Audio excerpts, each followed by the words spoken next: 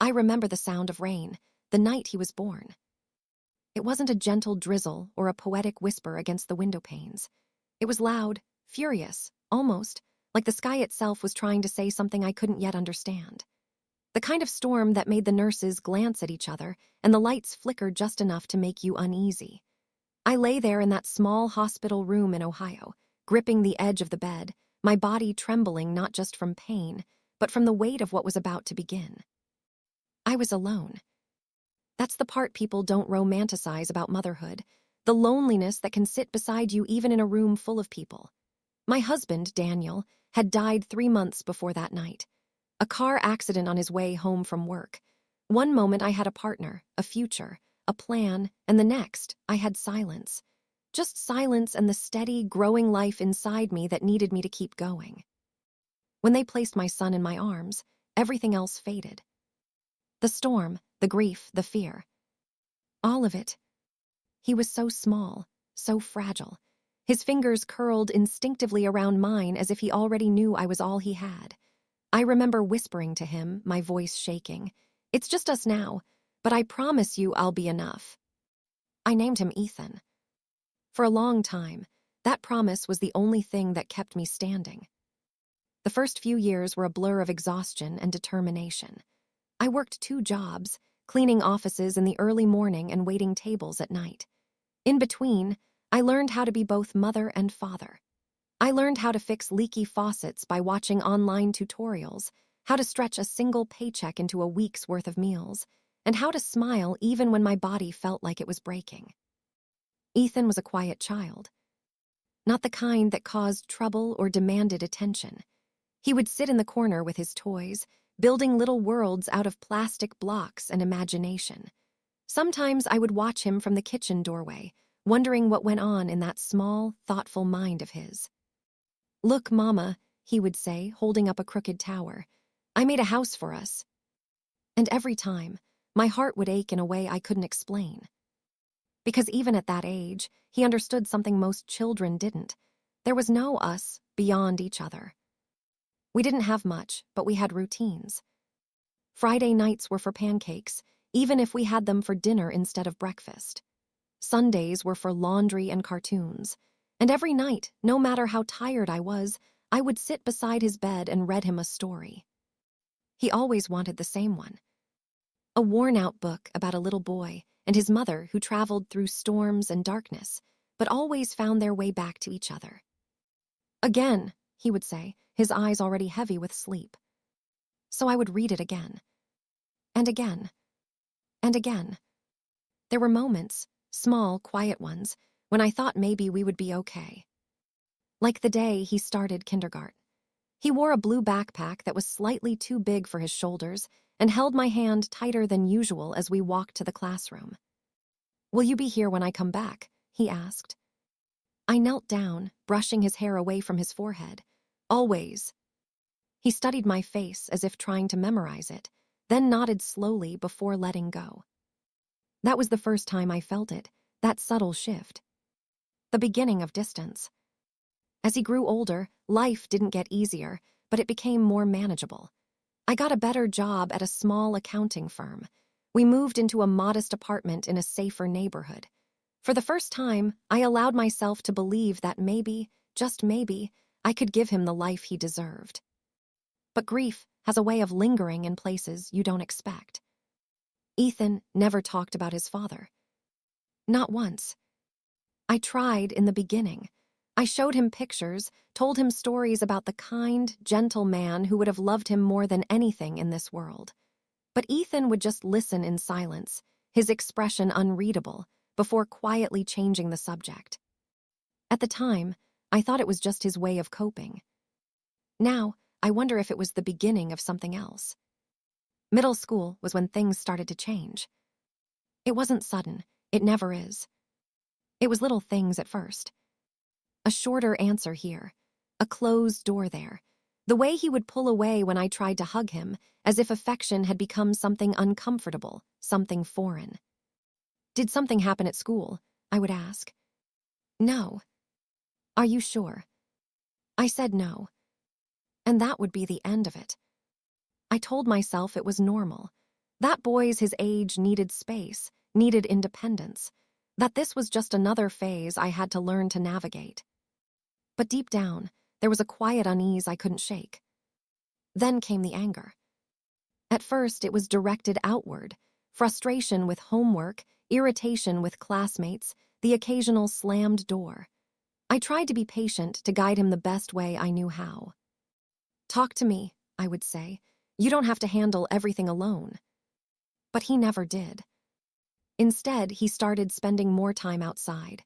New friends I didn't know, late nights I couldn't account for, and a tone in his voice that felt different. Colder. Sharper. One evening, I found a note from his teacher in his backpack. Missing assignments, disruptive behavior, words that didn't match the boy I thought I knew.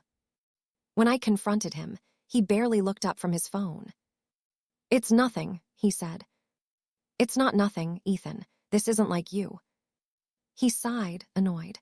"Why do you always make everything a big deal?" "Because I care about you." "Well, maybe I don't need you to care so much." The words hit harder than I expected. But I swallowed the pain, reminding myself he was just a teenager, that he didn't mean it. At least, that's what I wanted to believe. The night everything truly changed started like any other. I had just come home from work, my feet aching, my mind already running through what I needed to do for dinner. The apartment was unusually quiet. "Ethan," I called out. No answer. I walked into the living room and froze. A lamp was knocked over. A chair lay on its side. And in the middle of it all stood Ethan, his breathing heavy, his eyes dark in a way I had never seen before. "What happened?" I asked, my voice cautious. He didn't answer. "Ethan, talk to me." I said, "Leave me alone." Something in his tone made my chest tighten. "I can't do that," I said softly. "Not when you're like this." That's when he turned to look at me fully. And for the first time in my life, I felt afraid of my own son. I didn't know it then, but that moment was the beginning of the end of everything I thought I had built. The love, the sacrifice, the promise I made on that stormy night. All of it would be tested in ways I never could have imagined.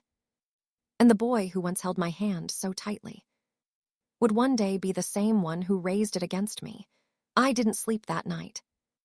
Even after Ethan retreated to his room and slammed the door so hard the walls seemed to tremble, I stayed in the living room, staring at the overturned chair as if it held answers I couldn't yet understand. My hands wouldn't stop shaking. I kept replaying that moment, his eyes, the anger in them, the distance that had grown so wide it no longer felt crossable. I told myself it was just a phase. That word, phase, became my comfort, my excuse, my shield against the fear rising inside me. Teenagers get angry, they push boundaries, they test limits. That's what everyone says.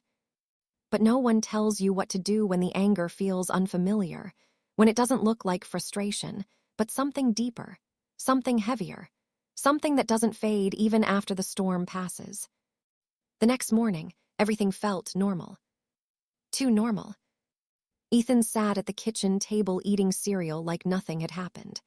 The broken lamp had been set upright again, the chair placed back where it belonged. If it weren't for the faint crack running along the wall, I might have convinced myself I imagined it all. "Good morning," I said carefully, placing a cup of coffee on the counter. He nodded, but didn't look at me. I waited. Hopping. Expecting something, an apology, an explanation, even just a glance that showed he understood. But nothing came. "About last night," I began. "I was just tired," he interrupted, his voice flat. That didn't seem like just being tired. He shrugged. "You always overthink things." And just like that, the conversation ended before it could even begin. Days turned into weeks, and the tension settled into something quiet but constant, like a low hum in the background of our lives. Ethan started coming home later. At first, it was an extra hour. Then 2. Then nights where I would sit by the window, watching the empty street, my heart pounding with every passing car, wondering if it would be him or someone knocking on the door with news I wasn't ready to hear. "Where have you been?" I asked one night when he finally walked in past midnight. "Out." "Out where?" "With friends." "What friends, Ethan? You never tell me anything anymore." He rolled his eyes, brushing past me. "Because you make everything a big deal." "I'm your mother. It's my job to worry." "Well, maybe stop." The words stung more than I expected. But what hurt even more was how easily he said them, like I meant so little now. I started noticing other things. Small changes that slowly painted a picture I didn't want to see.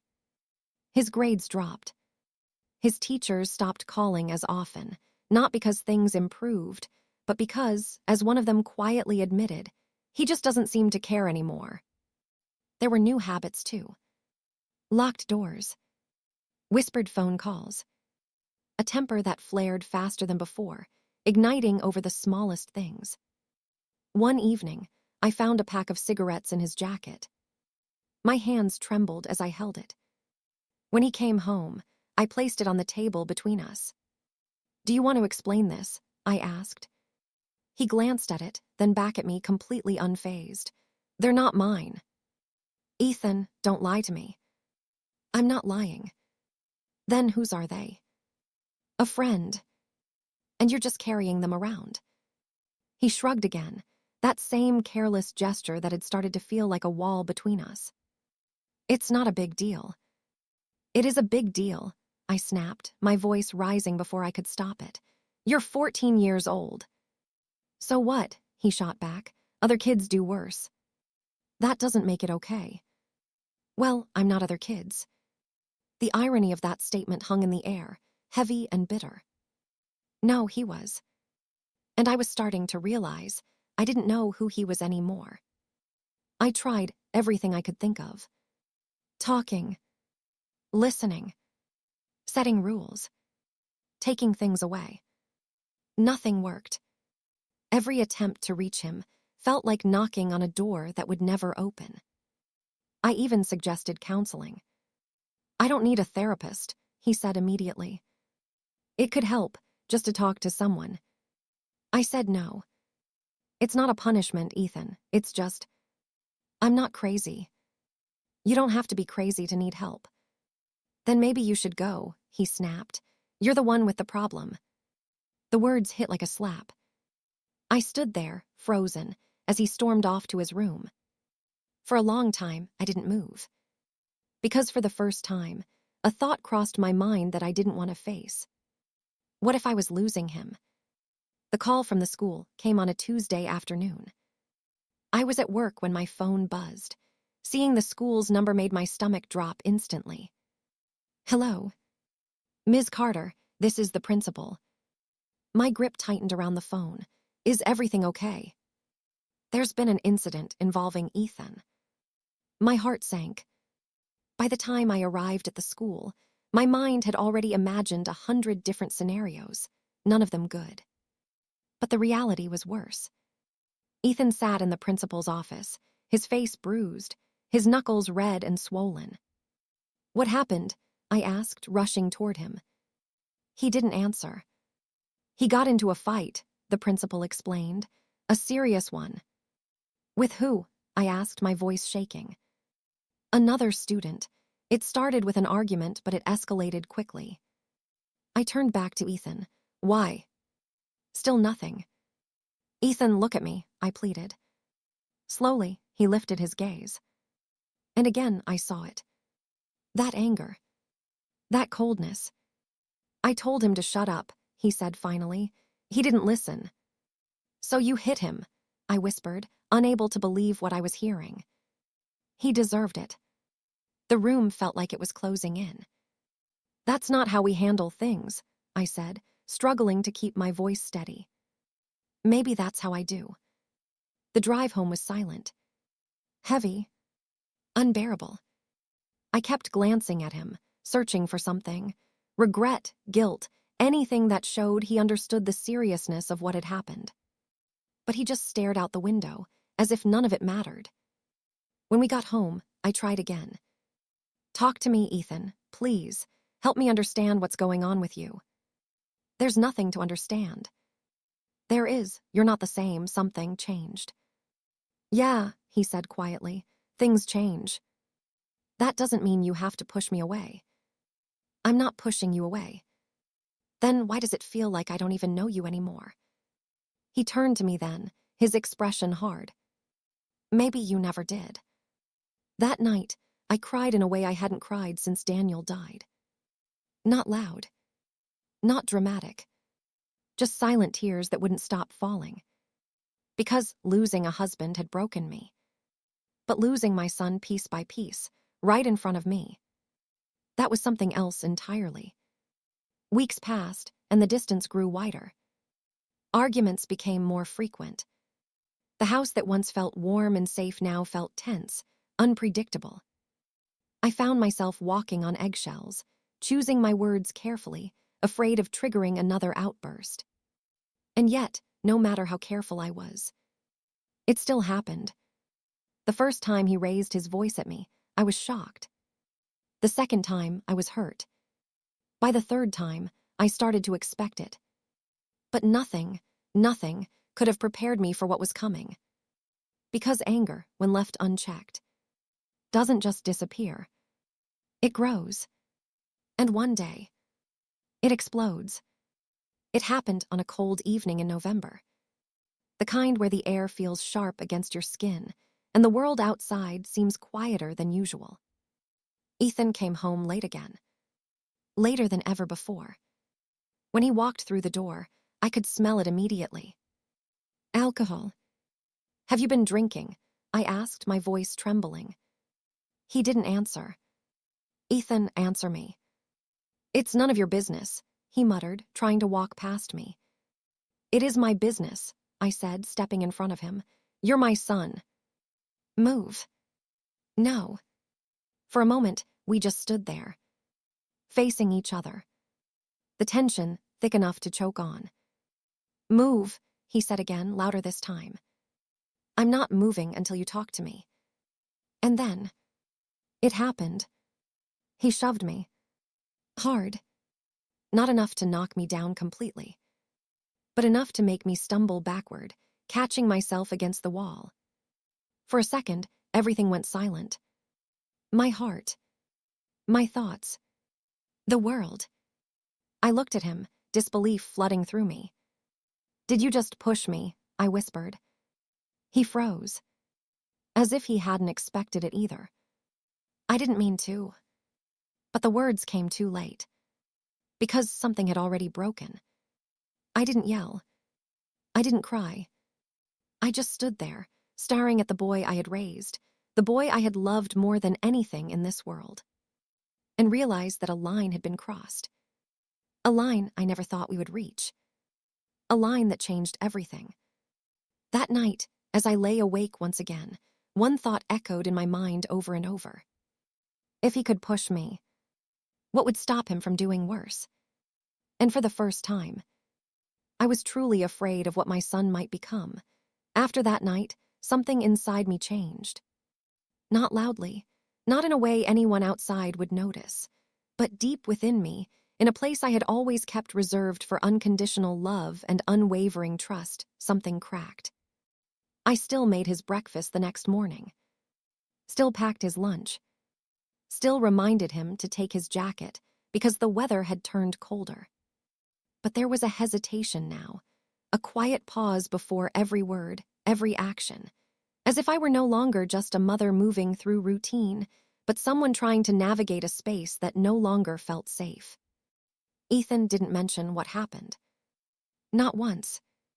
And neither did I. Because sometimes silence feels easier than facing the truth. Days passed, but the memory didn't fade. I would replay it at the most unexpected times, while washing dishes, folding laundry, even standing in line at the grocery store. The way his hands had pushed against me. The force. The anger. And the look on his face right after. Not guilt, not fear, but confusion, as if he didn't fully recognize what he had done. That frightened me the most. Because it meant something deeper was happening. something beyond a moment of anger. I started watching him more closely. Not in an obvious way, but in the small details. The way he walked into the house. The tone of his voice when he answered. The tension in his shoulders. It was like living with a stranger I was trying to understand from a distance. Sometimes, I would catch glimpses of the boy he used to be. Like when he laughed at something on TV, a real laugh not forced or sarcastic. Or when he absent-mindedly grabbed a snack and asked, "Do you want one?" without thinking. Those moments gave me hope. Tiny, fragile hope. But they never lasted long. One evening, I decided to try again. Not as a confrontation. Not as a lecture. Just as a mother who missed her son. He was sitting on the couch, scrolling through his phone. I sat beside him quietly. For a few seconds, neither of us spoke. "I miss you," I said softly. He didn't look up. "I'm right here." "That's not what I mean." He sighed, clearly annoyed. "Then what do you mean?" "I mean, I miss talking to you. I miss how things used to be." "They're fine." "No, they're not," I said gently, "and you know that." Finally, he looked at me. And for a brief moment, I saw something in his eyes, something softer, something uncertain. But it disappeared almost instantly. "People change," he said. "Yes," I nodded, "but that doesn't mean we stop caring about each other." He stood up abruptly. "You're overthinking again." "I'm not overthinking, Ethan. I'm trying to understand." "Well, stop," he snapped. "There's nothing to understand." And just like that, the moment was gone. That night, I realized something painful. Love wasn't enough anymore. No matter how much I cared, how much I tried, I couldn't reach him the way I used to. And that realization brought a different kind of fear. Because if I couldn't reach him, who could? The answer, I would soon learn, was no one. It started with a phone call. Again. But this time, it wasn't from the school. It was from the police. My heart nearly stopped when I heard the words. "Is this Ms. Carter?" "Yes," I said, my voice barely steady. "This is Officer Reynolds. Your son is with us. We need you to come down to the station." For a moment, I couldn't breathe. "What happened?" I managed to ask. "There was a situation. It's best if we discuss it here." The drive to the station felt endless.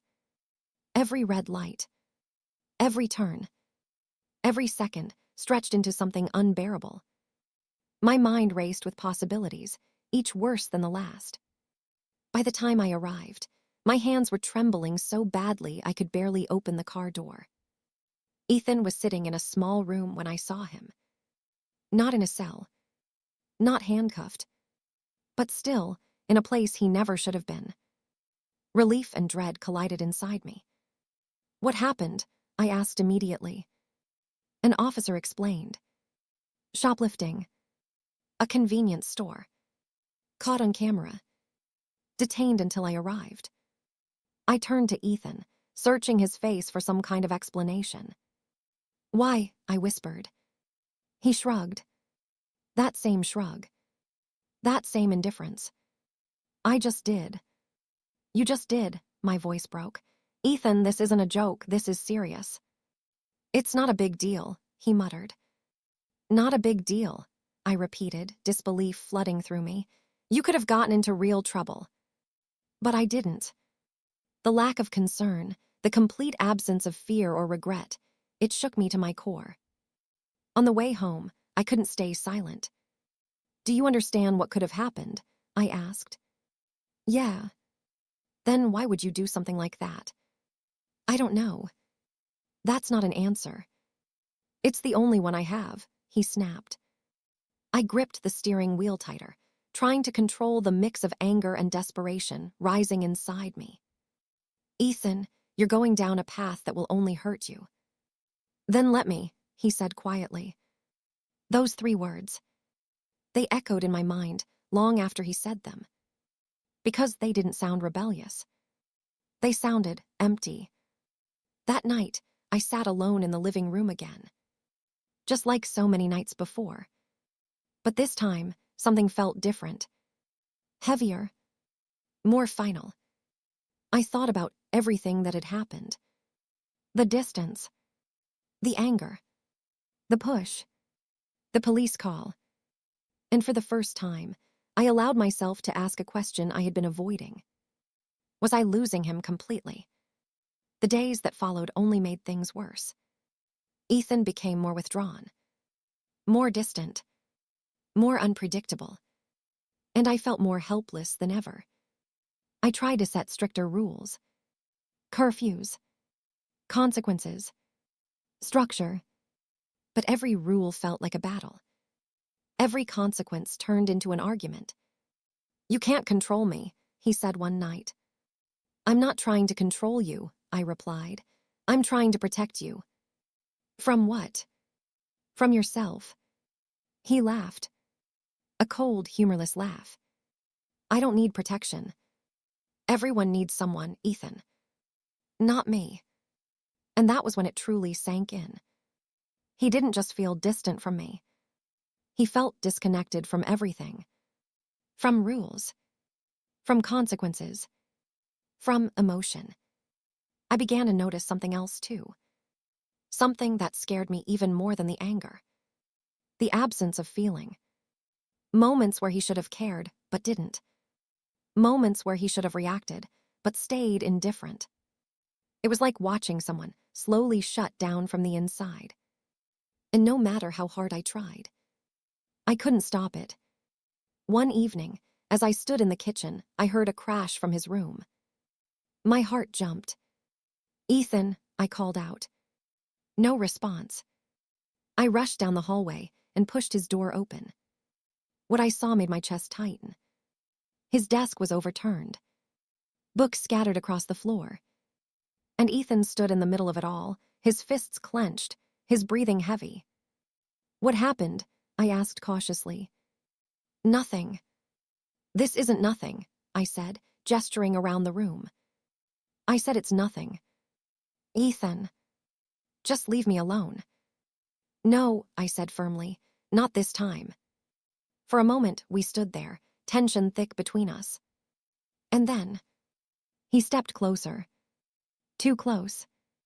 Close enough that I could see every detail in his eyes. The anger. The frustration. The something else, something darker. "Why can't you just stop?" he said through clenched teeth. "Because I love you," I replied, my voice steady despite the fear creeping in. "I don't need it," he said. "Yes, you do." "No, I don't." And then he slammed his fist into the wall beside me. Hard. The sound echoed through the room. I flinched instinctively. And for a split second, I thought he might hit me. But he didn't. Not that night. Still, something had changed. Again. Because now, the fear wasn't just a thought in the back of my mind. It was real. Present. Constant. And deep down, I knew. It was only a matter of time before things went further. Winter settled in quietly that year, wrapping everything in a cold that seemed to seep deeper than just the air. The mornings were darker, the nights longer, and inside our home, the distance between us felt heavier than ever. I began to notice how silence had become our default language. Not the peaceful kind we once shared while watching TV or eating dinner side by side, but a strained, fragile silence. The kind where every unspoken word carried weight, and every small sound, like a door closing or a chair moving, felt louder than it should. Ethan barely looked at me anymore. And when he did, it was never for long. I tried to hold on to routine. It was the only thing that made life feel stable, even when everything else felt like it was slipping away. I still woke up early. Still made breakfast. Still asked the same questions. Did you sleep okay? Do you have everything for school? Will you be home on time? The answers, if they came at all, were short and empty. Yeah, I guess. Whatever. And then he would leave. No goodbye. No glance back. just the sound of the door closing behind him. I started dreading evenings. Because evenings meant waiting. Waiting to hear if he would come home on time, or at all. Waiting to see what kind of mood he would be in. Waiting to find out if the night would pass quietly, or turn into something I couldn't control. That kind of waiting wears on you. It sits in your chest like a weight that never lifts. One night, he didn't come home. At first, I told myself not to panic. Maybe he lost track of time. Maybe his phone died. Maybe. But as the hours passed, the excuses felt thinner. By midnight, I was packing the living room, my heart racing with every second. I called his phone again. No answer. Again. Voicemail. Again. Nothing. By 1 a.m., my hands were shaking. By 2 a.m., I couldn't sit still anymore. I grabbed my coat, ready to go out and search for him, not even knowing where I would start. And then, the door opened. Relief hit me so hard it almost made me collapse. "Where have you been?" I asked immediately, my voice trembling. Ethan walked in slowly, his face unreadable. "Out." "That's not an answer," I said, stepping closer. "Do you have any idea how worried I've been?" He shrugged. That shrug again. Like my fear meant nothing. "I'm fine," he said. "That doesn't matter," I cried. "You can't just disappear like that." "I didn't disappear. You didn't come home." So, I repeated, my voice rising. "Ethan, I thought something had happened to you." "Nothing happened." "You don't know that," I said, my frustration spilling over. "Do you think I can just sit here and not worry?" He looked at me then, his expression hard. "Yeah," he said, "you worry too much." Something inside me snapped. Not anger. Not exactly. More like exhaustion. The kind that comes from trying too hard for too long, with nothing changing. "I worry because I care," I said. My voice quieter now. "Well, maybe stop caring so much," he replied coldly. The words landed deeper than anything he had said before. Because this time, they didn't feel like anger. They felt intentional. I stepped back, as if creating physical distance might protect me from the emotional blow. "Go to your room," I said softly. He didn't argue. Didn't say anything else. He just walked past me and disappeared down the hallway. And just like that, I was alone again. That night, I didn't cry. I didn't pace.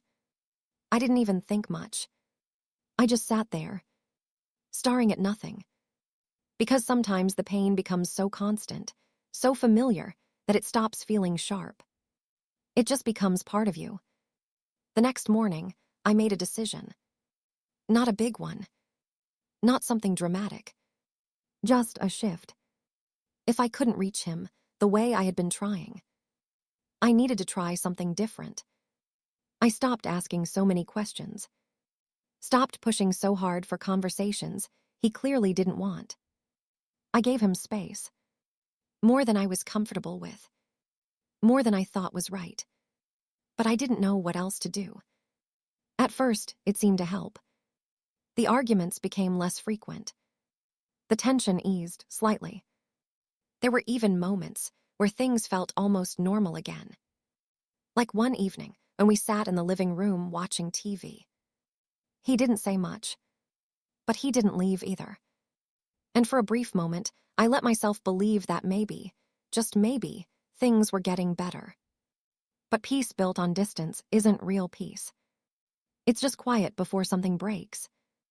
I started noticing new things. Different things.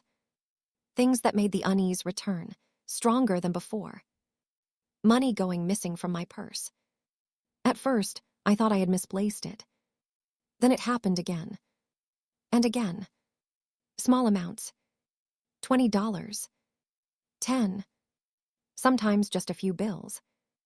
Enough to make you question yourself until you can't anymore. The night I confronted him, my heart felt heavy in a way I couldn't explain. "Ethan," I said, holding my purse in my hands. Have you been taking money from me? He didn't even look surprised. No. Please don't lie to me. I'm not. Then where is it going? I asked, because it's not just disappearing. He shrugged. That same shrug. I don't know. You don't know, I repeated, my voice shaking. Ethan, I work hard for everything we have. You can't just take things like that. I didn't take anything. Then help me understand. There's nothing to understand. The argument escalated quickly. Faster than I expected. Faster than I could control. You're lying, I said, the words slipping out before I could stop them. His eyes darkened instantly. Don't call me a liar. Then stop acting like one. And just like that, the line we had been dancing around for months was crossed again. He stepped closer. Too close. His presence felt overwhelming. Intimidating. Say it again, he said, his voice low. My heart pounded. But I didn't back down. Then stop lying, I repeated. And in that moment, I saw it. The shift. The same one from before. But stronger. More dangerous. His hand clenched into a fist. For a second, I thought he might hit the wall again. Or throw something. Or just walk away. But instead, he grabbed my wrist. Tight. Too tight. Pain shot through my arm instantly. Let go, I said, my voice shaking. He didn't. Ethan, you're hurting me. For a moment, his grip tightened. And then, he released it suddenly, stepping back as if realizing what he had done. I stumbled slightly, pulling my hand to my chest. The skin was already turning red.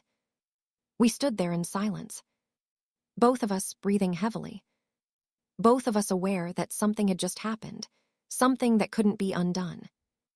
I didn't mean to, he muttered, but the words felt hollow, because intention didn't change the fact that it happened. I looked at him, really looked at him, and for the first time, I didn't just see my son. I saw someone I didn't recognize, someone who was capable of hurting me. And that realization, it broke something inside me all over again. Go to your room, I said quietly. He didn't argue, didn't say anything. He just turned and walked away.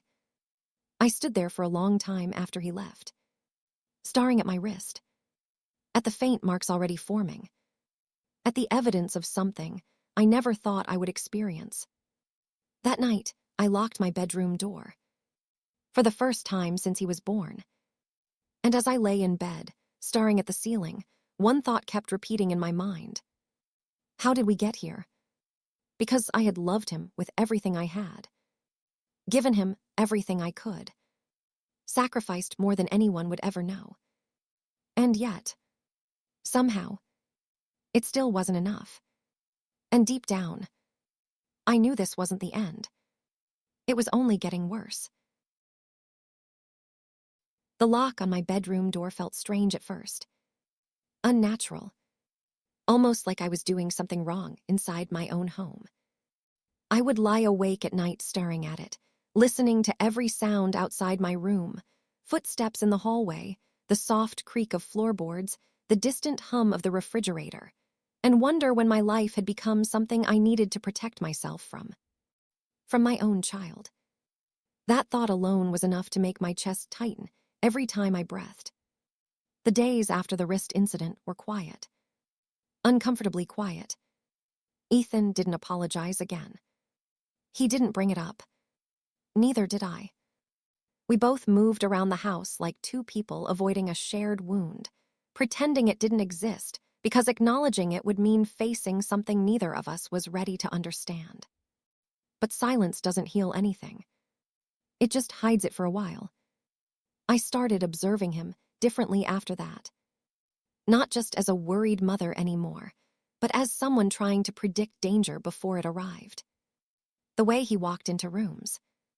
The way he reacted to questions. The way his mood could shift without warning. There was no pattern I could understand. No logic I could follow. It was like trying to read a language I had never been taught. At school, things got worse. I received another call. Then another. Then an email that made my stomach drop before I even opened it. Suspensions. Fights. Attendance issues. Your son is becoming increasingly difficult to manage, one teacher wrote. That sentence stayed with me longer than I expected. Difficult to manage. As if he were a problem to be handled, not a person unraveling in front of everyone. When I confronted him again, I tried to stay calm. Tried to keep my voice steady. Tried not to let fear turn into anger. They're saying you've been fighting again, I said. He didn't even look up from his phone. They exaggerate. Ethan, this is serious. It's school, he said. They always exaggerate. Do they also exaggerate attendance problems? That got his attention. He looked at me briefly, then looked away again. So what if I missed a few days? It's not a few days anymore, I said. It's becoming a pattern. And, I repeated, disbelief creeping into my voice. Do you even care about your future? He laughed softly. Not amused. Not happy. Just empty. My future, he said. What future? That question hit harder than I expected. Because I didn't have an answer ready. I sat across from him at the kitchen table, my hands folded tightly together. Ethan, I said gently, you can still fix things, it's not too late. For what? He asked. For your education, for your life. He leaned back in his chair. You think life is something you fix. Isn't it? He shook his head slowly. You don't get it. Then help me understand, I said quietly. For a moment, I thought he might actually talk. Really talk. But instead, he stood up. I'm done with this conversation. And walked away. That night, I couldn't sleep again. But this time, it wasn't just fear that kept me awake. It was something else. Something heavier. A realization I had been avoiding for a long time. I wasn't just losing my son emotionally. I was losing the ability to reach him at all. A week later, something changed again. But this time, it wasn't obvious at first. It was subtle. Almost invisible. Ethan started leaving earlier in the morning. Coming home even later at night. His phone became something he guarded carefully. If I walked into a room, he would quickly tilt the screen away. Small things. But together, they formed a pattern I didn't like. One evening, I found something in his jacket while doing laundry. A folded piece of paper. Worn at the edges. I don't know why I opened it. Maybe instinct. Maybe fear. Maybe both. It was a list of names. And beside each name, small notes. Short phrases. Some crossed out. Some not. My hands began to tremble as I read it. I didn't understand all of it. But I understood enough. When he came home that night, I was waiting. The paper on the table between us. What is this? I asked. His expression changed instantly. Not surprise. Not confusion. Something sharper. Where did you get that? He asked. I found it in your jacket. You went through my things. I'm your mother, I said. What am I supposed to do when I find something like this? He stepped closer to the table. Took the paper. Looked at it briefly. Then crumpled it in his hand. It's nothing, he said. It doesn't look like nothing. It is. Ethan, I said, my voice shaking slightly, what is going on with you? He stared at me for a long moment. Long enough that I almost thought he would finally say something honest. But instead, I'm fine, he said again. That same answer. That same lie. Or maybe not a lie. Maybe just something he truly believed. I felt something shift inside me then. Not fear exactly. Something closer to helplessness. Because I realized I was no longer arguing with behavior. I was arguing with a version of reality he had created for himself. One where nothing was wrong, even when everything clearly was. That night, I did something I never thought I would do. I called someone for help. Not police, not emergency services, but a counselor recommended by a local youth program. My voice shook as I explained the situation. The fights, the distance, the changes, the incident with the wrist. The officer on the phone listened quietly, then said something that stayed with me. You may be dealing with emotional detachment combined with behavioral escalation. It's important to intervene early. Intervene early. As if I hadn't already been trying. As if I hadn't already been fighting alone for years. They scheduled an appointment. Ethan refused immediately. I'm not going, he said. Yes, you are, I replied. No. This isn't optional. I'm not talking to some stranger about my life. It's not about talking, I said. It's about understanding what's going on.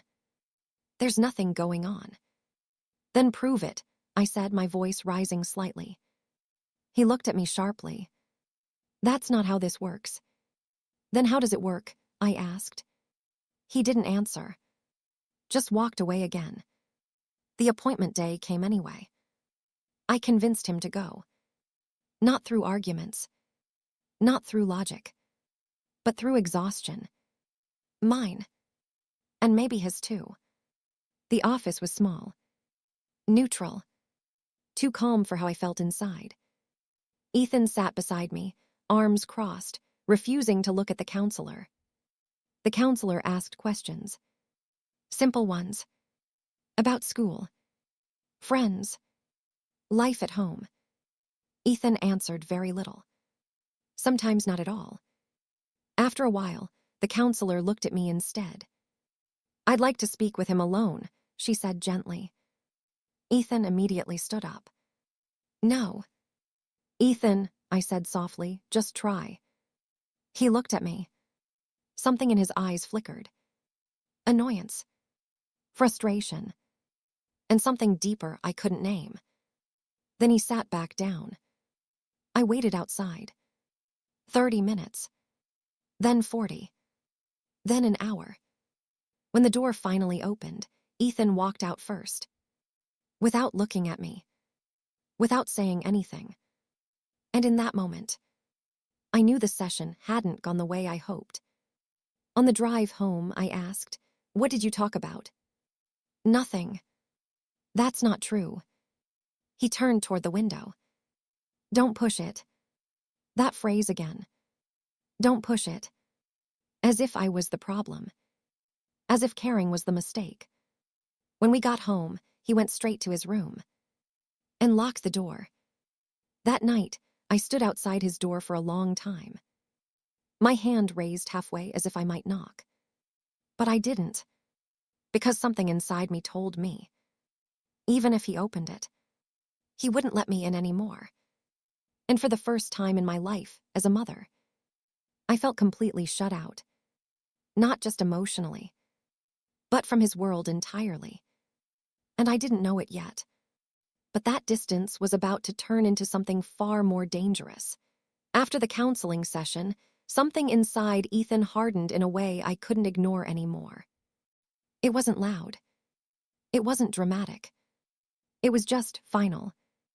Like a door quietly closing that would not open again no matter how hard I knocked. He stopped arguing with me completely. Stopped explaining. Stopped reacting in ways I could even recognize as emotion. When I spoke, he either ignored me or answered with a single word. When I tried to reach him, he simply walked away. It was as if I had become background noise in his life.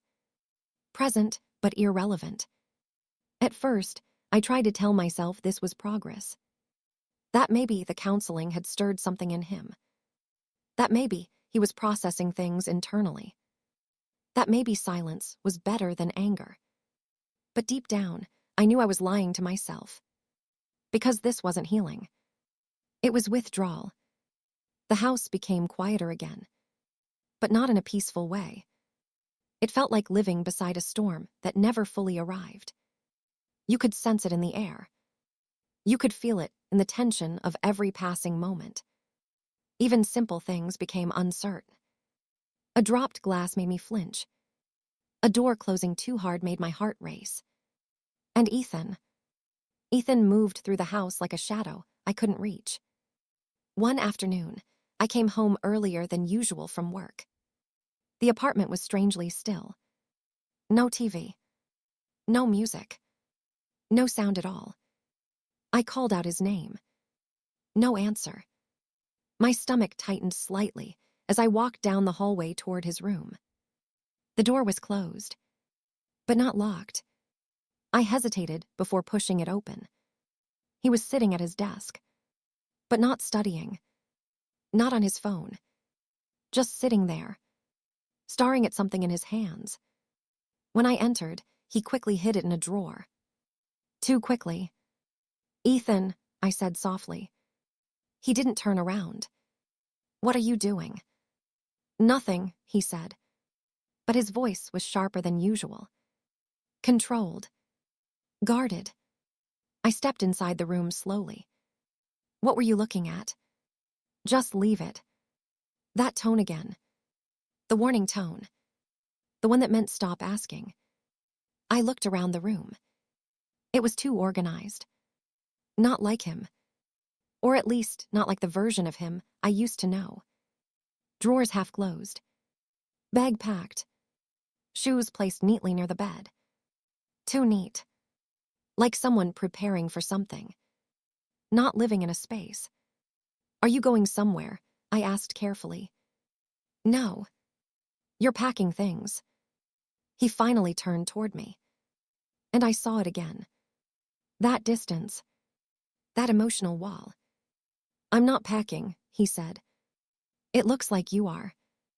"It doesn't matter what it looks like." "It does to me," I said quietly. For a moment, silence stretched between us. Heavy. Uncomfortable. Then he stood up. "Why do you always do this?" he said suddenly. "Do what?" "Act like something is wrong when it is." My chest tightened. "Something is wrong, Ethan." "No," he said firmly. "You just think everything is supposed to be like before." "Yes," I admitted softly, "because before we were okay." "We were never okay," he said. The words hit harder than I expected. I felt my voice shake slightly. "Then what were we?" He hesitated. Just for a second. Then shrugged. "I don't know." And that uncertainty scared me more than anger ever did. That night, I couldn't sleep again. But this time, it wasn't fear of him hurting me physically. It was something deeper. The fear that I was losing him in a way that could never be reversed. Not through distance. Not through silence. But through disappearance. The next morning, I woke up earlier than usual. Something felt off.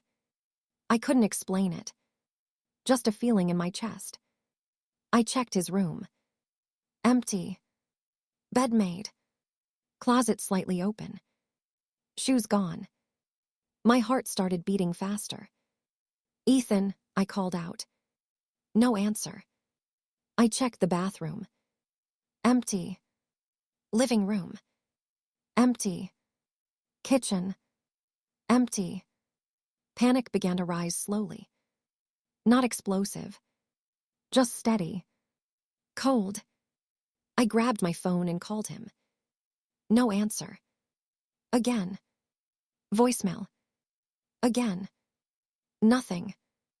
I looked at the clock. He should have been home. Or getting ready. Or anywhere but missing. I stepped outside the apartment building. Cold air hit my face immediately. I looked down the street. Nothing. No sign of him. Just normal morning life, continuing like nothing was wrong. But everything was wrong. I knew it. I called his school. He hadn't been there. I called his friends, at least the few numbers I had. No one had seen him. Each call made the knot in my stomach tighter. By noon, I was shaking.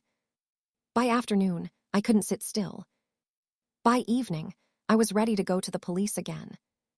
And then, my phone rang. Unknown number.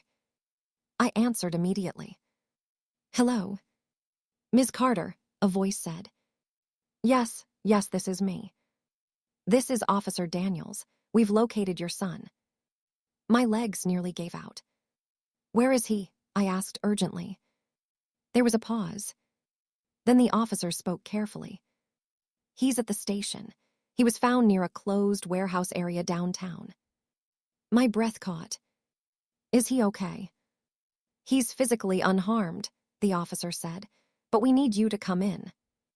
The drive felt unreal, like I wasn't inside my own body. My mind kept repeating the same thought over and over. Where was he going? Why was he there? What had he been doing? And why didn't he tell me? When I arrived at the station, Ethan was sitting in a chair. Head down, hands clasped together. For the first time in a long time. He looked tired. Not angry. Not cold. Just drained. Something inside me cracked when I saw him like that.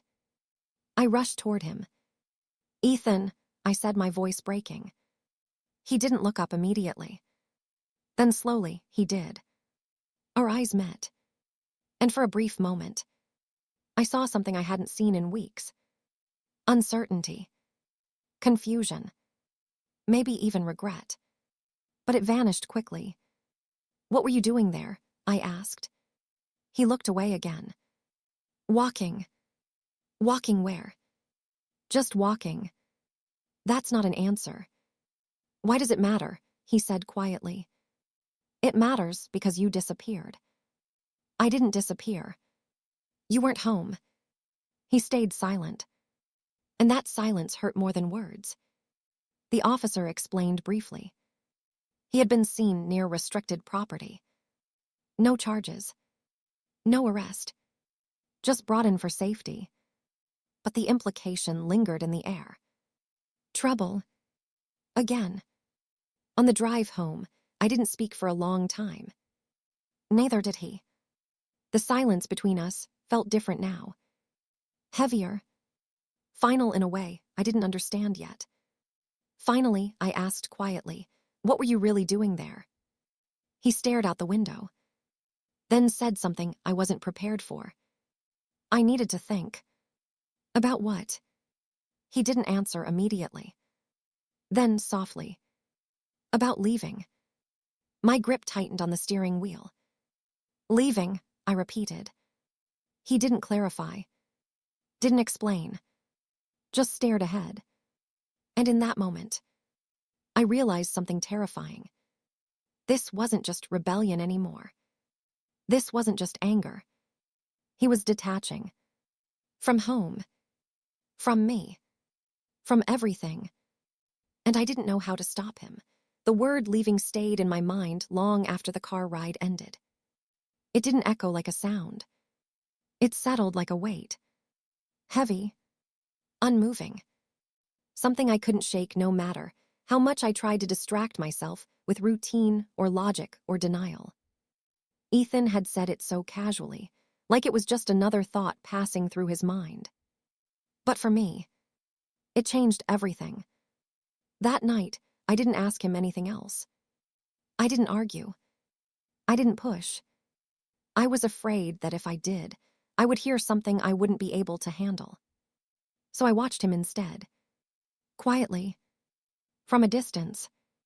He went to his room early. Closed the door. And this time, didn't lock it. That detail should have comforted me. But it didn't. Because openness doesn't always mean safety. Sometimes it just means resignation. I barely slept. Every sound in the apartment felt amplified. The ticking clock. The hum of the refrigerator. The distant movement of Ethan in his room. I kept replaying everything he had said over the past weeks. I don't know. What future? Leave me alone. About leaving. Each phrase felt like a piece of a puzzle I didn't want to complete, because I was afraid of what the full picture might look like. The next morning, I tried again. Carefully. Softly. Ethan, I said while making coffee, about yesterday. Don't, he interrupted immediately. I stopped. Don't what? Don't start. My chest tightened slightly. I'm not starting anything, I said. I just want to understand. There's nothing to understand, he replied. I turned toward him slowly. He was standing by the door, ready to leave. Always ready to leave. Then why did you say that? I asked. He hesitated. Just for a second. Then looked away. I don't remember. But he did remember. I could see it. Ethan, I said more firmly now, you can't just say things like that and walk away. I can do whatever I want, he muttered. That's not true. He finally looked at me. And there it was again. That distance. That barrier. I'm not a kid anymore, he said. You're still my son, I replied. Something flickered in his expression. Quick. Almost invisible. Then it was gone. I'll be late, he said suddenly, grabbing his bag. Where are you going? Out. With who? People. That's not an answer. He stopped at the door. For a moment, I thought he might actually tell me. But instead, just stop asking me questions, he said quietly. And left. The door closed behind him.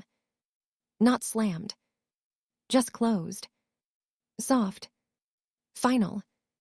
I stood there for a long time after he left. Coffee untouched. Heart unsettled. Because I realized something I had been avoiding for too long. He wasn't just distancing himself from me. He was building a life that didn't include me. Hours passed. Then more. By evening, he still hadn't returned. I tried calling. No answer. Texted. No reply. And with every passing minute, that familiar panic returned. But this time, it felt different. More grounded. Less fear of something happening to him. And more fear of what he might choose to do on his own. When he finally came back that night, it was almost midnight. I was waiting. Again. He walked in quietly, as if trying not to disturb the house. I stood up immediately. Where were you? He didn't stop walking. Out. That's not enough anymore, Ethan. He paused. Slowly turned toward me. And I saw something new in his face. Not anger. Not frustration. Something calmer. More distant. I don't have to explain everything, he said. Yes, you do, I replied firmly. You're still a minor, you live here, I am responsible for you. Responsible, he repeated softly. Then he laughed under his breath. Not mockingly. Just empty. That's funny, he said. What is? Because I don't feel like I belong here. The words hit like ice. What are you talking about? I asked. He leaned against the wall. Arms loose. Expression tired. I don't fit here anymore, he said. That's not true. It is, he replied simply. Silence stretched between us. Heavy. Uncomfortable. Then I stepped closer. Ethan, this is your home. He shook his head slightly. No, he said. And that single word carried more finality than anything he had ever said before. My voice softened. Then, where do you think you belong? He didn't answer immediately. For a moment, I thought he wouldn't answer at all. Then, anywhere else, he said quietly. Something inside me broke a little at that moment. Not loudly. Not dramatically. Just quietly.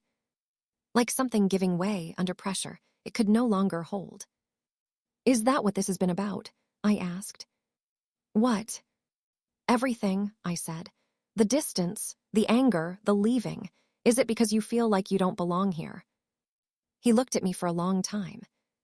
And for a second, I saw something softer in him again. Something almost human. Then it disappeared.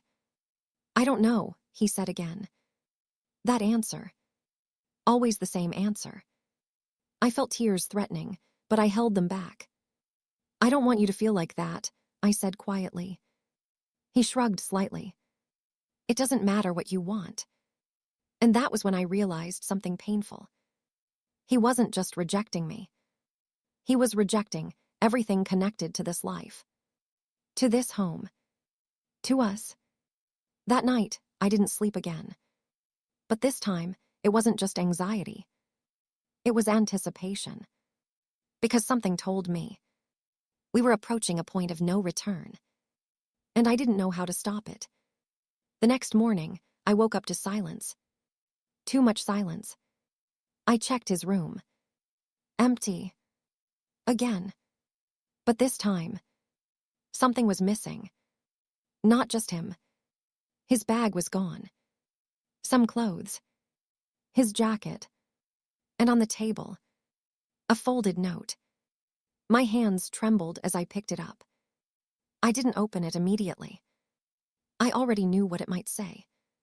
But I opened it anyway. "I need time, don't look for me." That was all it said. No explanation. No destination. No return. Just distance, written in words. My knees weakened instantly. I sat down without realizing it. The paper shaking in my hands. Because this wasn't anger anymore. This wasn't rebellion. This was choice. He had left. And for the first time, I didn't know if I would get him back. The silence after I read the note didn't feel real. It was the kind of silence that presses against your ears, your chest, your thoughts, until even your own breathing starts to sound foreign, like it belongs to someone else. "I need time, don't look for me." Just a few words. But they didn't feel like words. They felt like an ending. I read it again. And again. As if repetition could change the meaning. As if starring long enough would make him reappear in the room, laughing at how seriously I was taking it. But the apartment stayed empty. Still. Unforgivingly still. I don't remember standing up. I don't remember walking through the apartment. But I remember checking everything. His room. The bathroom. The kitchen. The door. The hallway. Each space confirmed the same truth. He was gone. At first, my mind refused to accept it. It offered explanations instead. He went to a friend's house. He needed space. He would come back in a few hours. By evening. By tomorrow. By the weekend. But each excuse felt weaker than the last. Because deep down, I already knew. This wasn't a short walk away. This was something else entirely. I sat at the kitchen table for a long time. The same table where we had eaten together. Argued. Sat in silence. Lived entire years of our lives. Now it felt like a witness to something ending. My phone felt heavy in my hand when I finally picked it up. I called him. It rang. Once. Twice. Then voicemail. I tried again. Same result. Texted him. "Where are you? Please just tell me you're safe." No response. Hours passed like that. Me sitting. Calling. Waiting. Asking a question no one was answering. By afternoon, panic had fully set in. Not the sharp kind. The slow, suffocating kind that spreads through your body and turns every thought into worst-case scenarios. I called the police again. My voice was shaking before I even finished the sentence. "My son is missing." They asked questions. "When did you last see him?" Did he leave voluntarily? Any known friends or locations? Each answer made it clearer. He hadn't been taken. He had chosen to go. And that somehow made it worse. The officer on the phone was calm. Too calm. "We'll log him as a runaway juvenile," he said. "We'll alert patrol units. If he's nearby, we may locate him soon." If he's nearby. That phrase stuck with me. Because it meant they didn't know. And neither did I. That night, I couldn't stay inside the apartment. Every wall felt like it was closing in. I walked outside into the cold air, hoping it would clear my head. It didn't. It just made everything sharper. Every passing car made me look up. Every shadow made my heart jump. Every teenager walking by made me think, what if that's him? I walked through streets I had never paid attention to before. Downtown. Bus stops. Corner stores. Places I didn't even know he went to. Calling his name softly at first. Then louder. Then not at all. Because I started realizing something painful. Even if he was nearby, he might not want to be found. Days blurred together after that. The police checked in occasionally. No leads. No sightings. No activity on his phone. It was like he had stepped out of the world and taken himself with him. I stopped sleeping properly. Stopped eating regularly. Stopped checking the clock because time no longer felt structured. Everything became waiting. Waiting for a call. A knock. A message. Anything. On the third day, I went back to his room. I don't know why. Maybe hope. Maybe instinct. Maybe denial. I sat on his bed and just looked around, trying to understand him through the objects he left behind. A hoodie folded on the chair. Books stacked unevenly. A cracked phone charger. Nothing meaningful. Nothing helpful. But then I noticed something. A small notebook tucked under the mattress. My hands hesitated before pulling it out. It wasn't hidden carefully. Just forgotten. Or maybe not. I opened it slowly. Page after page. His handwriting. Messy. Uneven. Not school notes. Not assignments. Thoughts. Fragments. Sentences that didn't always connect. I don't feel anything most days. They say home is supposed to feel safe. I don't know what safe feels like. I keep thinking I'm supposed to want something, but I don't know what. My chest tightened as I read. These weren't the words of a rebellious teenager. They were something deeper. Something fractured. One line stood out more than the rest. I think I disappear a little more every day. My hands shook harder now. Because suddenly, his leaving didn't feel like rebellion anymore. It felt like escape. From something I hadn't seen clearly enough. I closed the notebook slowly. Sat there in silence. And for the first time, I didn't just feel like a mother searching for her son. I felt like someone who had missed the moment he started slipping away. The fourth day brought no change. But something else did. A memory. I remembered him as a child. Small. Quiet. Sitting in the corner building things with blocks. Always building. Always creating. Always alone in his own world.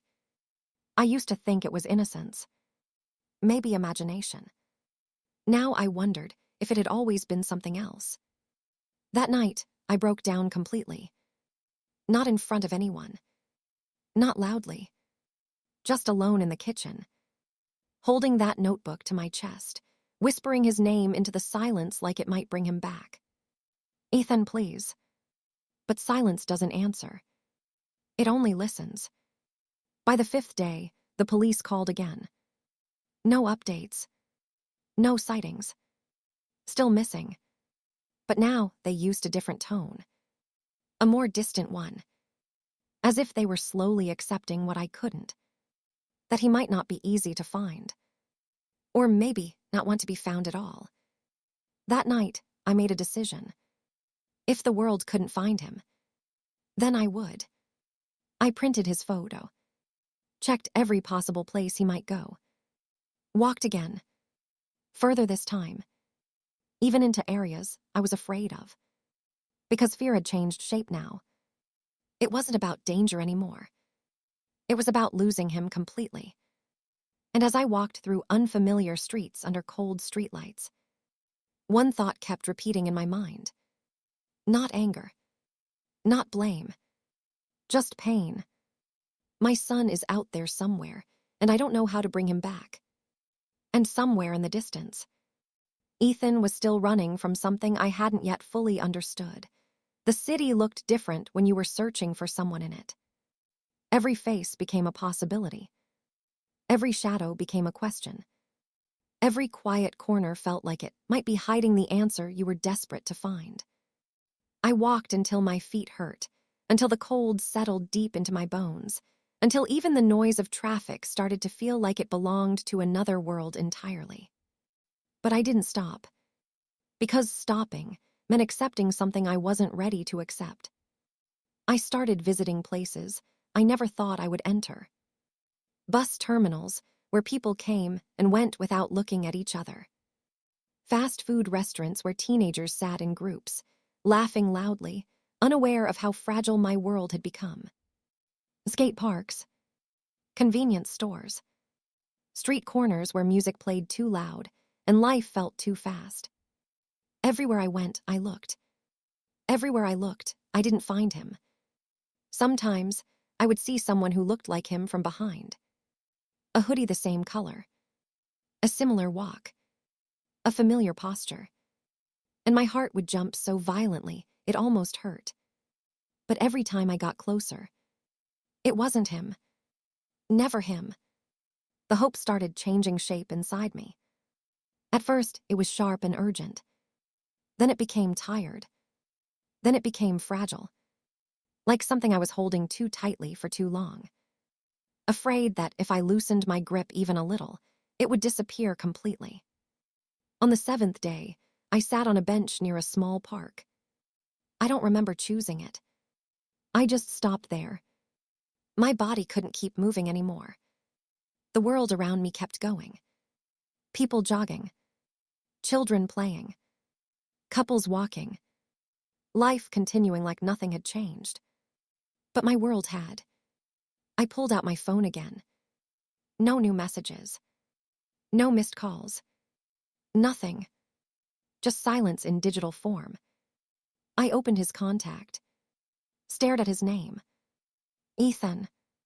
My finger hovered over the call button. But I didn't press it. Because what would I even say now? Come home. To a place he already said he didn't belong to. Instead, I opened the notebook again. The one I had found in his room. I carried it with me everywhere now. Like it was the only connection left between us. I read a few lines again. And stopped at one. I think I was never really part of anything. That sentence stayed with me longer than the others. Because it didn't sound like anger. It sounded like belief. Something he had carried for a long time. Something that had been growing quietly inside him while I was busy surviving, working, providing, thinking that love alone would be enough to hold everything together. I closed the notebook slowly. My hands felt numb.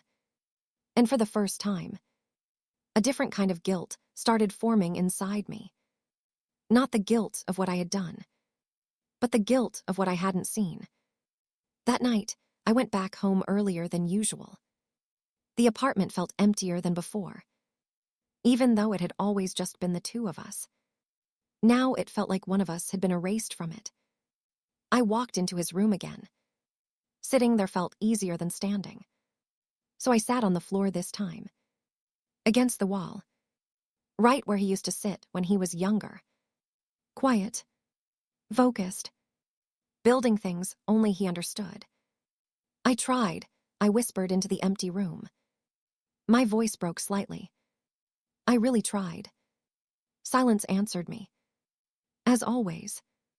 I don't know how long I stayed there. Time didn't feel structured anymore. But at some point, I noticed something I hadn't before. A faint scratch on the wall near his desk.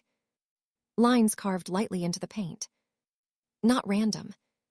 Not accidental. Letters. I leaned closer. My heart started beating faster. Slowly, I made them out. They weren't clear at first. But then they formed words. 3 words. I won out. I froze. Everything in me stopped at once. Not because I didn't understand what it meant, but because I suddenly understood too much. This wasn't just a boy running away. This wasn't just rebellion or anger or confusion. This was someone who had been carrying something unbearable for a long time. Something I had not fully seen.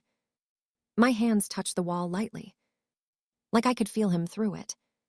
Like maybe, just maybe, I could go back in time and sit beside him earlier. Before everything broke. Before distance became escape. Before silence became disappearance. I'm sorry, I whispered again. But even I didn't know exactly what I was apologizing for anymore. Too many things. Too many missed signs. Too many moments I didn't understand. The next morning, I went back to the police station. I showed them everything. The notebook. The notes. The wall carving. They listened carefully. But their expressions didn't change much. Because they had already seen this kind of case before. Kids who don't run from something physical, but from something inside themselves. We'll expand the search radius, the officer said. But his tone was careful. Measured. Not hopeful. As I left the station, I realized something painful. The world was still searching for him physically. But I was starting to understand something else. That maybe the place he had gone wasn't on any map. That night, I couldn't stop thinking about one question. Not where is he, but something harder. How long had he been gone before he actually left? Because maybe the real disappearance had started long before that note on the table. Long before the missing days. Long before the silence. And I was only just beginning to understand it now. After the police left that day, the apartment felt different in a way I couldn't explain. It wasn't just empty. It felt paused, like life had been put on hold, but no one had told time to stop moving forward. The air was still. The rooms were still. Even the light coming through the windows felt duller, like it had lost its reason to shine. And I was still there, moving through it all, but not really living in it anymore. I stopped going to work after that. At first, I told myself it was temporary. Just a few days. Just until things settled. But days turned into a week. And a week turned into something I stopped counting. Because how do you measure time when the most important part of your life is missing? People called. I didn't answer. Friends checked in. I didn't respond. The world outside kept functioning, expecting me to return to it, to continue as if nothing had changed. But everything had changed. And I couldn't pretend otherwise anymore. Most of my time was spent in Ethan's room. Sitting. Looking. Remembering. I started noticing things I had overlooked before. Small details. A pencil sketch in the corner of a notebook page. A song title scribbled on a sticky note. A cracked photo frame he had never replaced. Things that once seemed meaningless now felt like fragments of him I was trying to piece together. One evening, I found something hidden inside his closet. A shoebox. Dusty. Tucked behind old clothes. My hands hesitated before opening it. Inside were things I didn't recognize at first. A worn wristband. A folded school ID from years ago. A broken keychain. And underneath it all, a small collection of papers. Letters. Unsent. I sat on the floor as I read them. The handwriting was his. But the tone, It was different from anything I had ever heard from him out loud. I don't think anyone notices when I stop talking. I feel like I'm in the same room as people, but not part of it. I try to act normal, but I don't know what normal is supposed to feel like. I think I'm always tired, even when I haven't done anything. My chest tightened as I read each line. Because these weren't sudden thoughts. They weren't recent. They had been building over time. Quietly. Consistently. Right under my roof. And I hadn't seen it. Or maybe I had seen pieces of it, but never understood how deep they went. That realization hurt more than anything else. That night, I sat on the kitchen floor again. Not because I wanted to, but because I couldn't bring myself to sit anywhere else. The chairs felt too normal. The couch felt too empty. The bed felt too far. I opened my phone and scrolled through old photos. Ethan as a child. Ethan holding a toy car. Ethan sleeping on my shoulder.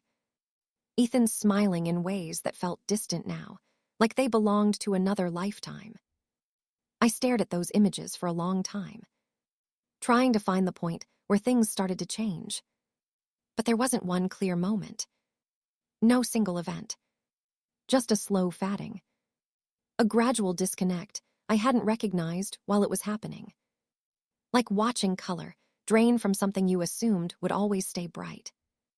On the 10th day, I got a call. Unknown number. My hands shook as I answered. Hello. There was a pause on the other end. Then, Ms. Carter. Yes, I said quickly. Is it about Ethan? Another pause. Yes, we may have a possible sighting. My heart jumped violently. Where? I asked immediately. A transit area near the outskirts of the city. We're not certain yet, but someone matching his description was seen. I stood up so fast the chair behind me fell slightly. I'm coming, I said. The drive felt unreal again. But this time, there was something different underneath the panic. Something closer to fear mixed with hope. Because for the first time in days, there was direction. A possibility. When I arrived, officers were already there. One of them approached me. Stay calm, he said. Those words never work. They only make you realize how uncalm you already are. They showed me a blurry security image. A boy near a bus stop. Hood up. Head down. Hands in pockets. My breath stopped instantly. It looked like him. It looked too much like him. We're not certain yet, the officer said carefully. But we wanted you to see it. I stared at the image. My heart pounding so hard it felt like it might break through my ribs. That's him, I said immediately. No hesitation. No doubt. I know it's him. They nodded. Then explained that the bus might have gone toward another state. A long-distance route.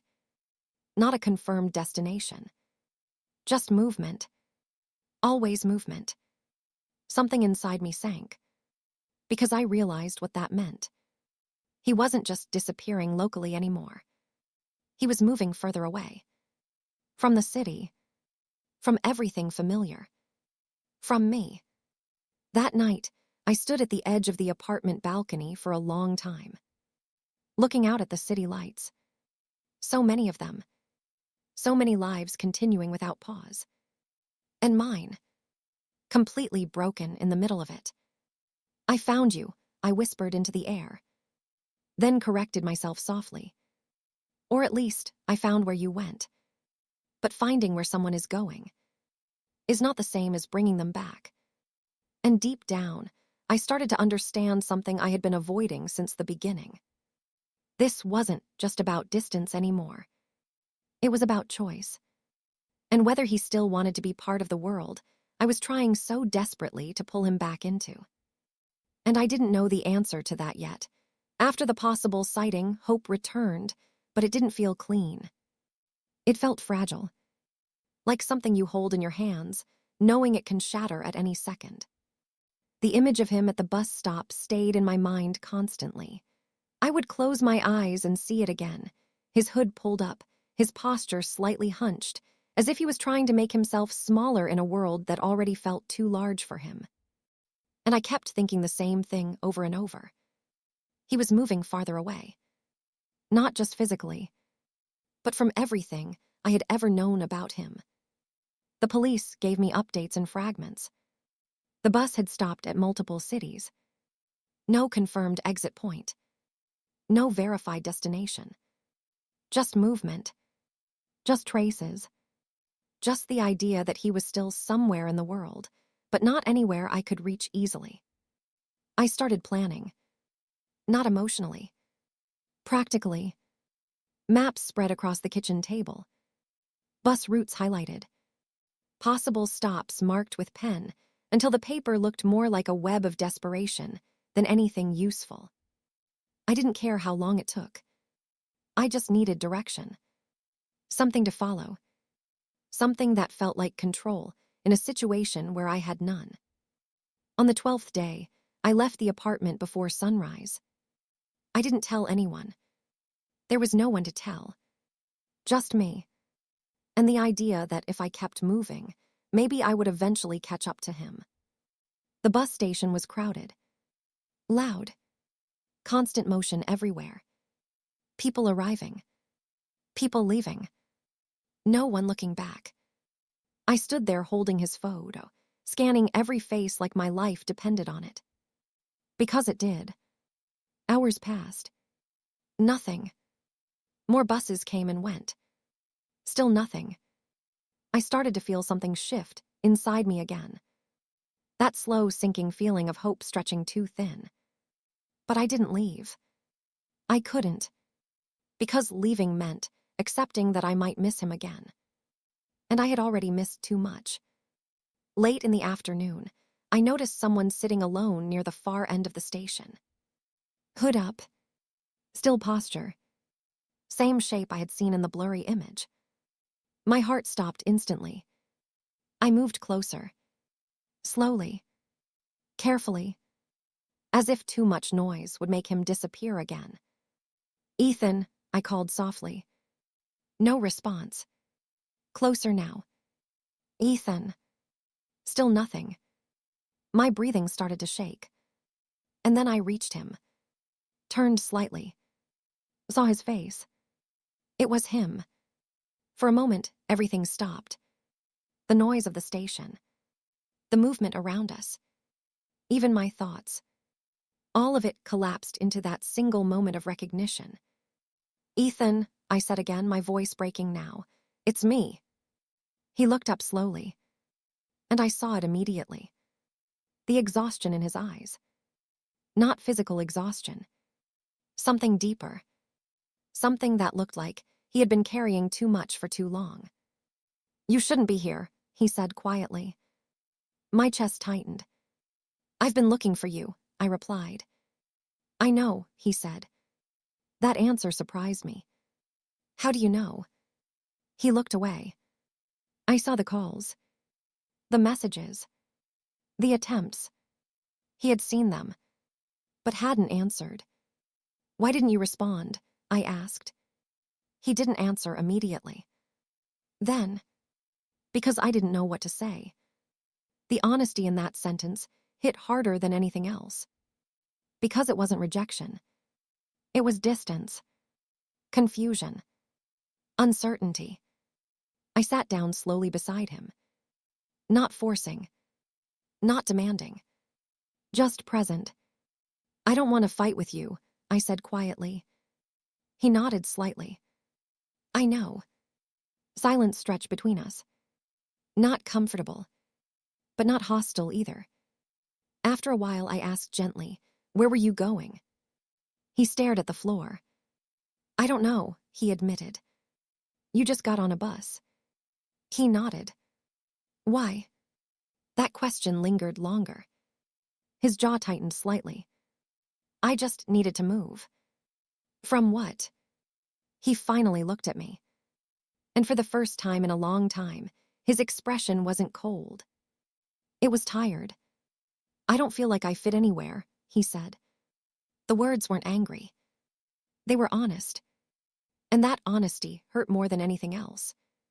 I swallowed hard. You don't have to figure everything out alone, I said softly. He shook his head. It's not that simple. I know, I replied, but leaving doesn't fix it either. He didn't respond, just looked away again.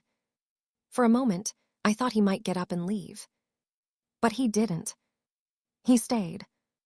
And that small detail gave me more hope than anything in days. Ethan, I said carefully, you can come home. He tensed slightly at the word. Home, he repeated quietly.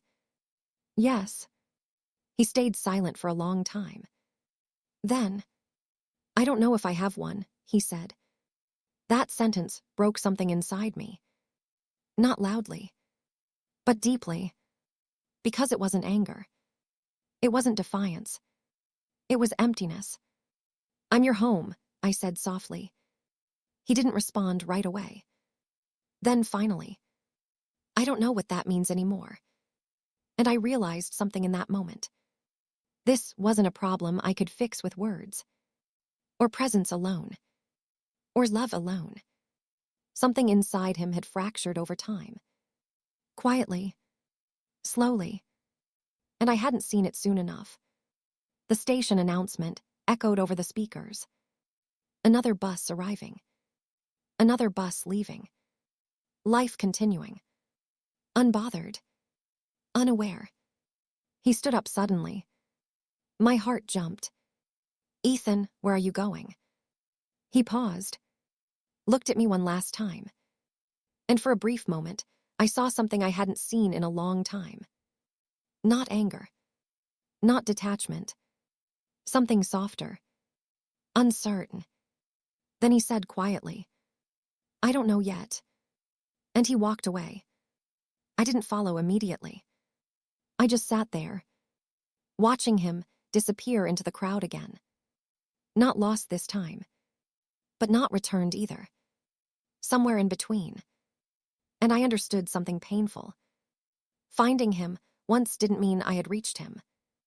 It only meant I had seen how far he was still willing to go. I stayed at the bus station long after he walked away. People kept moving around me. Voices, announcements, footsteps, rolling luggage. But I felt completely separated from all of it, like I was sitting behind glass watching a world that no longer included me. He was gone again. But this time, it wasn't the same kind of absence as before. This time, I had seen him. And still lost him. That felt different in a way I couldn't explain. He hadn't disappeared into uncertainty. He had walked into it while I was looking right at him. I don't know how long I sat there. Time stopped meaning much after a point. Minutes didn't feel like minutes. Hours didn't feel like hours. Just a long, heavy stillness that refused to move forward. When I finally stood up, my legs felt weak. Not from exhaustion. From realization. Because something inside me had changed at that station. Not hope. Not acceptance. Something quieter. Something heavier. Understanding. I returned to the apartment that night. It felt exactly the same as when I left it. But I wasn't the same person anymore. The silence didn't shock me this time. It greeted me. Like it had been waiting.